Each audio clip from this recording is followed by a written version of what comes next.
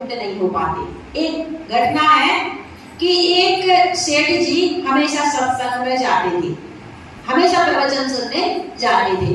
उनके एक तोता था, वो पिंजरे में रहता था, उसे वो खाना पीना दाना पानी सब कुछ देता था। कौन? सेठ जी। और सेठ जी की अच्छी मित्रता थी, भाई बातचीत भी चलती रहती थी तोते से।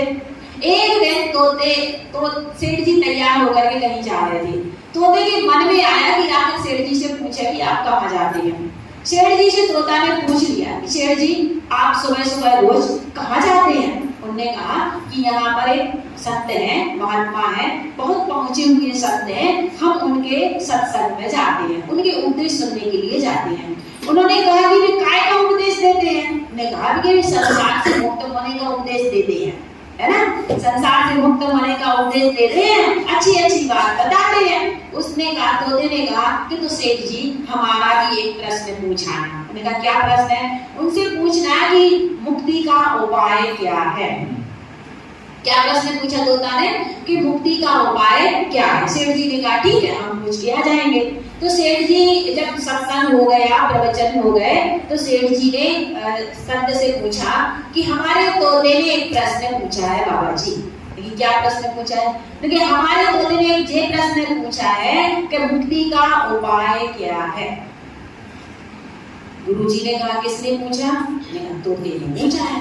बस ऐसे सुना और फड़फड़ा करके और गुरुजी गिर गए, लेट गए, उन्हें भड़ाक से नीचे गिर गए और उन्होंने सांस बंद कर ली। सेठ जी तो घबरा गए कि ये क्या हो गया।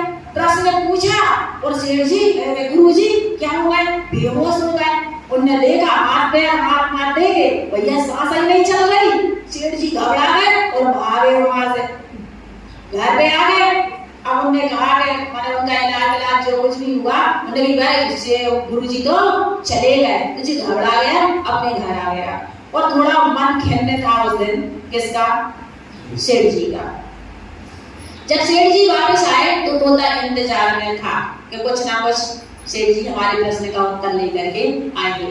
तोते ने पूछा कि सेठ जी हमारे प्रश्न पूछ आया, उत्तर ले आए। क्या? तुम प्रश्न जाए भाड़ में, तुमने ऐसा कौन सा प्रश्न पूछो, लेकिन आखिर बात क्या है सेठ जी बताओ। लेकिन ऐसा हुआ कि जैसे ही हमने पूछा तुम्हारा प्रश्न कि मुक्ति का उपाय क्या है, और सेठ जी तो धड़ाम से गिर गए और बेहोश हो गए, उनकी नाड़ी खत्म हो गई, मानो चले गए। ऐसा हो और जैसे ही तोता ने सुना और फड़फड़ा के वो भी नीचे गिर गया, वो भी गिर गया। तो सेठ जी और घबराए और पहले तो गुस्सा में थे। उन्होंने कहा ये क्या हुआ कि उधर प्रश्न पूछा तो सेठ जी गिर गए और इधर प्रश्न पूछा तो तोता ही बेहोश हो गया। उसने देखा तो तोते ने क्या करा था, सांस रोक ली थी, जैसे गुरुजी ने रोक ली है, पिंजरे में गिरा, सांस रोक ली उसने।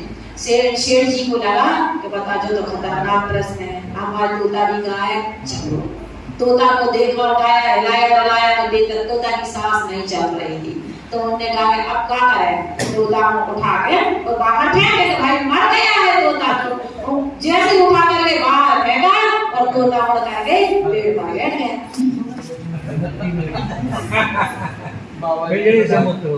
सेठ जी ने कहा कि क्या बात है। उन्होंने कहा सेठ जी उन्होंने मुक्ति का उपाय बताया था, उसको तुम समझ नहीं पाए। हमारा प्रश्न क्या था कि मुक्ति का उपाय क्या है, तो गुरुजी ने शब्दों से नहीं प्रैक्टिकली हमें क्या बताया था, मुक्ति का उपाय बताया था। हमें मुक्ति मिल गई, अब हम खाए तुम्हारे पिंजरा में अब नहीं आएंगे, मिल गया मुक्ति का उपाय। तो वो तोता कहने लगा, या एक इसका सार सिद्धांत ये है कि हमने सेठ जी ने इतने दिन से प्रवचन सुने, साधु के संत के कितने दिन से प्रवचन सुने, रोज प्रवचन सुने, लेकिन वे उनके रहस्य को नहीं समझ पाया। और तोता एक दिन में उनकी बात को समझ लिया और उसने अपना मुक्ति का मार्ग बना। इसी प्रकार गुरुदेव कहते हैं मुक्ति में प्रवेश करना है तो अपने स्वभाव में रमण करो, उनके इशारे को समझो। जो उनके इशारे को समझ जाता है वो मुक्त हो जाता है, और जो इशारे को नहीं समझ पाता वो सुनता ही रहता है। सुनता ही रहता है, उस रहस्य को नहीं समझने के कारण उसको प्रयोग नहीं करता, ऐसी बात मानता नहीं है। इसका मतलब है कि मुक्त होना ही नहीं, मुक्त होने की भावना नहीं है। गुरुदेव ने इसलिए माला रोहण की जब स्टार्ट किया, मतलब 14 ग्रंथ लिखने के सबसे पहले एक ही बात कही है। माला रोहण की चौथी गाथा में, 2 गाथा में मंगलाचरण, तीसरी गाथा आधार स्तंभ वेद विज्ञान की है, और चौथी गाथा माने उपदेश, 14 ग्रंथों का उपदेश करने के पहले उन्होंने एक शर्त रख दी है कि ये उपदेश किसके लिए है? संसार दुख जेवर विरक्ता। किसके लिए लिखा है? जो संसार के दुखों से छूटना चाहते हैं उनके लिए एक मार्ग है, एक ग्रंथ है, ये 14 ग्रंथ आदिराज है, ये वैभव है।